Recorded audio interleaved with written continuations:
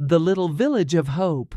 In the quaint village of Hope, nestled amidst rolling green hills and emerald valleys, lived a young girl named Maya. With bright eyes and boundless energy, she cherished every moment of her idyllic life, skipping through sunflower fields, chasing butterflies, and exploring hidden corners. On the outskirts of the village lived Sarah and John, a wise and loving couple in their golden years. Their porch, adorned with fragrant apple blossoms, became a haven for Maya, who loved listening to their stories, each one a treasure trove of the village's history, resilience, and unwavering hope. One day, a devastating storm lashed the village, collapsing the old bridge, the lifeline to the outside world. Faced with this challenge, Maya, inspired by Sarah and John's tales of unity and determination, rallied the villagers. Together, they embarked on a journey of rebuilding, their combined efforts